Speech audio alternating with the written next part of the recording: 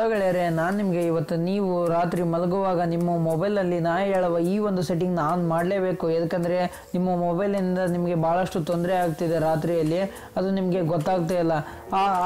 ನಿಮ್ಮ ಮೊಬೈಲಲ್ಲಿ ಆ ಸೆಟ್ಟಿಂಗ್ ಯಾವುದು ನೀವು ಆನ್ ಮಾಡಲೇಬೇಕಾಗಿತ್ತು ಅಂತ ನೀವು ತಿಳ್ಕೊಬೇಕಂದ್ರೆ, ಮತ್ತು ಇದರಿಂದ ಆಗುವ ತೊಂದರೆಗಳು ಯಾವ್ಯಾವು ಅಂತ ನೀವು ತಿಳ್ಕೊಬೇಕಂದ್ರೆ ಈ ವಿಡಿಯೋನ ಮುಗಿದ ತನಕ ನೋಡಿ, ಮತ್ತು ನಮ್ಮ ಚಾನಲ್ನ ಸಬ್ಸ್ಕ್ರೈಬ್ ಮಾಡಿ, ಎಲ್ಲರೂ ಸಬ್ಸ್ಕ್ರೈಬ್ ಮಾಡಿ ಮತ್ತು ಬೆಲ್ ಐಕಾನ್ ಮೇಲೆ ಕ್ಲಿಕ್ ಮಾಡಿ.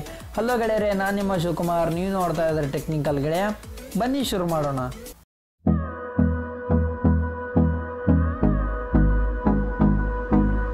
ಗೆಳೆಯರೆ, ಈಗ ನೀವು ರಾತ್ರಿ ಮಲಗುವಾಗ ನಾ ಹೇಳುವ ಈ ಒಂದು ಸೆಟ್ಟಿಂಗ್ನ ಆನ್ ಮಾಡಲೇಬೇಕು. ಅದ್ಯಾವುದಪ್ಪ ಅಂತಂದರೆ, ನಿಮಗೆ ಗೊತ್ತಿರುವ ಏರೋಪ್ಲೇನ್ ಮೋಡ್ ಅಥವಾ ಫ್ಲೈಟ್ ಮೋಡ್ ಅಂತಿರಲ್ಲ, ಇದನ್ನೇ ಆನ್ ಮಾಡಲೇಬೇಕು. ಯಾಕಂದರೆ ನೀವು ರಾತ್ರಿ ಮಲಗುತ್ತಿರುವಾಗ ನೀವು ನಿಮ್ಮ 99% ಎಲ್ಲ ಜನ ಫೋನ್ ತಮ್ಮ ಹತ್ರ ಇಟ್ಕೊಂಡೇ ಮಲ್ಕೋತಾರೆ. ಆ ಟೈಮ್ನಲ್ಲಿ ಏನಾಗುತ್ತೆ ಅಂದರೆ, ನೀವು ಮಲ್ಕೊಂಡಾಗ ನಿಮ್ಮ ಬ್ರೈನ್ ಸ್ಲೀಪ್ ಆಗ್ತಿರುತ್ತೆ. ಆವಾಗ ನಿಮ್ಮ ಬಾಡಿಯಲ್ಲಿ ಯಾವುದೇ ಒಂದು ಹೊರಗಡೆಯಿಂದ ಯಾವುದೇ ಒಂದು ವೇವ್ಸ್ ಬಂದರೂ ಕೂಡ ಅದು ಈಸಿಯಾಗಿ ನಿಮ್ಮ ಬಾಡಿಯಲ್ಲಿ ಎಂಟ್ರಿ ಆಗುತ್ತೆ. ಅಂದರೆ ನೀವೀಗ ನಿಮ್ಮ ಮೊಬೈಲ್ನಲ್ಲಿ ನಿಮ್ಮ ಮೊಬೈಲ್ ನೆಟ್ವರ್ಕ್ ಇರುತ್ತಲ್ಲ, ನಿಮ್ಮ ಮೊಬೈಲ್ ನೆಟ್ವರ್ಕ್ ರಾತ್ರಿ ಕೂಡ ರನ್ ಆಗ್ತಿರುತ್ತೆ. ಅಂದರೆ ಈಗ ನಿಮ್ಮ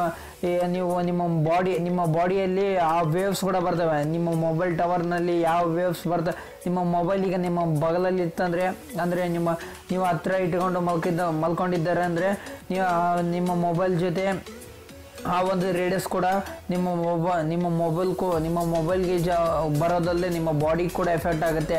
ಇದರಿಂದ ಹೇಗೆ ಕಾಪಾಡಬೇಕಂದ್ರೆ, ನಿಮ್ಮ ಮೊಬೈಲಲ್ಲಿ ಫ್ಲೈಟ್ ಮೋಡ್ನ ರಾತ್ರಿ ನೀವು ಮಲಗುವಾಗ ಫ್ಲೈಟ್ ಮೋಡ್ ಅಥವಾ ಏರೋಪ್ಲೇನ್ ಮೋಡ್ ಇರುತ್ತಲ್ಲ, ಅದನ್ನ ಆನ್ ಮಾಡಿಬಿಡಿ. ರಾತ್ರಿ ಮೇಲೆ ಮಲಗೋದ್ನಾಗ ಆ ಒಂದು ಸೆಟ್ಟಿಂಗ್ನ ಆನ್ ಮಾಡಿ, ಮತ್ತು ಬೆಳಗ್ಗೆ ನೀವು ಎದ್ದ ಮೇಲೆ ಆ ಒಂದು ಸೆಟ್ಟಿಂಗ್ನ ಆಫ್ ಮಾಡಿಬಿಡಿ. ಇದರಿಂದ ನಿಮಗೆ 2 ಲಾಭ ಬರುತ್ತೆ. ಒಂದು, ಯಾವುದೇ ಒಂದು ನೋಟಿಫಿಕೇಷನ್ ಬರೋಲ್ಲ, ಮತ್ತು ನಿಮಗೆ ಅಂದರೆ ನಿಮ್ಮ ನಿದ್ರೆ ಹಾಳಾಗಲ್ಲ ನೀವು ಮಲ್ಕೊಂಡಾಗ. ಮತ್ತು ಇನ್ನೊಂದು, ರೇಡಿಯಸ್ನಿಂದ ನಿಮ್ಮ ಫೋನ್ನ ರೇಡಿಯಸ್ನಿಂದ ನಿಮ್ಮ ಬಾಡಿ ಕೂಡ ಎಫೆಕ್ಟ್ ಆಗಲ್ಲ. ಇದನ್ನು ನೀವು 1 ವಾರ ಅಥವಾ 1-2 ವಾರ ಟ್ರೈ ಮಾಡಿ ನೋಡಿ, ನಿಮಗೆ ಡಿಫ್ರೆನ್ಸ್ ಗೊತ್ತಾಗುತ್ತೆ. ನೀವು ಮೊದಲು ಹೇಗೆ ಇದ್ರಿ, ಈಗ 1-2 ವೀಕ್ಸ್ ಏರೋಪ್ಲೇನ್ ಮೋಡ್ ಫೋನನ್ನು ಹಾಕಿ ಮಲಗಿ, ಆಮೇಲೆ ಗೊತ್ತಾಗುತ್ತೆ ನಿಮಗೆ ಡಿಫ್ರೆನ್ಸ್ ಏನಂತ. ಆಮೇಲೆ ನಿಮ್ಮ ಬಾಡಿಯಲ್ಲಿ ಏನು ಚೇಂಜಸ್ ಆಗಿದೆ ಅಂತ ನಿಮಗೆ ಒಂದು ಸ್ವಲ್ಪ ದಿನ ಆದಮೇಲೆ ಗೊತ್ತಾಗುತ್ತೆ. ಇಷ್ಟೇ ಫ್ರೆಂಡ್ಸ್, ಇಂಥ ಒಂದು ಒಳ್ಳೆಯ ವಿಡಿಯೋ ಹೇಳಿದ್ದೇನಲ್ಲ, ಅದ್ರ ಸಲುವಾಗಿ ಈ ಒಂದು ವಿಡಿಯೋಕ್ಕೆ ಲೈಕ್ ಮಾಡಿ, ಮತ್ತು ನಮ್ಮ ಚಾನಲ್ನ ಸಬ್ಸ್ಕ್ರೈಬ್ ಮಾಡಿಲ್ಲರೆ ಕೆಳಗಡೆ ಕಾಣುವ ಒಂದು ಕೆಂಪು ಬಟನನ್ನು ಒತ್ತಿ ಅದನ್ನ ಬ್ಲ್ಯಾಕ್ ಕಲರ್ ಅಥವಾ ಗ್ರೇ ಕಲರ್ನ ಮಾಡಿ, ಮತ್ತು ಬಲಗಡೆ ಬರುವ ಒಂದು ಗಂಟೆಯನ್ನು ಒತ್ತಿ. ಇದರಿಂದ ನಾವು ನೆಕ್ಸ್ಟ್ ಟೈಮ್ ವಿಡಿಯೋ ಅಪ್ಲೋಡ್ ಮಾಡಿದಾಗ ನಿಮಗೆ ವಾಟ್ಸಪ್ನಲ್ಲಿ ಯಾವ ಥರ ಮೇಲ್ಗಡೆ ಮೆಸೇಜ್ ಬರ್ತಲ್ಲ, ಯಾರಾದರೂ ಮೆಸೇಜ್ ಮಾಡಿದರೆ, ಆ ರೀತಿಯಾಗಿ ನಾವು ನೆಕ್ಸ್ಟ್ ಟೈಮ್ ವಿಡಿಯೋ ಅಪ್ಲೋಡ್ ಮಾಡಿದರೆ ಒಂದು ಮೆಸೇಜ್ ಬರುತ್ತೆ ಅಂತ ಹೇಳುತ್ತಾ ಈ ಒಂದು ವಿಡಿಯೋನ ಮುಗಿಸ್ತಾ ಇದ್ದೀನಿ. ಬಿಹೈಂಡ್ ದ ಸೀನ್ಸ್ ನೋಡೋದಕ್ಕಾಗಿ ಇನ್ಸ್ಟಾಗ್ರಾಮ್, ಫೇಸ್ಬುಕ್ ಪೇಜ್ ಮತ್ತು ಟ್ವಿಟರ್ನಲ್ಲಿ ನಮ್ಮನ್ನು ಫಾಲೋ ಮಾಡ್ಬೋದು. ಡಿಸ್ಕ್ರಿಪ್ಷನಲ್ಲಿ ಲಿಂಕ್ ಕೊಡ್ತೀನಿ, ಅದ್ರ ಮುಖಾಂತರ ಕೂಡ ನೀವು ನಮ್ಮನ್ನು ಫಾಲೋ ಮಾಡ್ಬೋದು. ಮತ್ತು ಇಂಥ ಒಂದು ವಿಡಿಯೋನ ಎಲ್ಲರಿಗೂ ಶೇರ್ ಮಾಡಿ. ವಾಟ್ಸಪ್ನಲ್ಲಿ, ಫೇಸ್ಬುಕ್ನಲ್ಲಿ ನಿಮಗೆ ಎಷ್ಟು ಸೋಷಿಯಲ್ ಮೀಡಿಯಾದಲ್ಲಿದೆ ಅವ್ರಿಗೆಲ್ಲ ಶೇರ್ ಮಾಡಿ, ನಿಮ್ಮ ಫ್ರೆಂಡ್ಸ್ಗೂ ಕೂಡ ಗೊತ್ತಾಗಲಿ ಅವ್ರ ಫೋನ್ಗಳಿಂದ ಎಷ್ಟು ಪ್ರಾಬ್ಲಮ್ ಆಗ್ತಿದೆ ಅಂತ ಅವರು ಕೂಡ ತಿಳ್ಕೊಳ್ಳಿ ಅಂತ ಹೇಳುತ್ತಾ ಈ ಒಂದು ವಿಡಿಯೋನ ಮುಗಿಸ್ತಾ ಇದ್ದೀನಿ.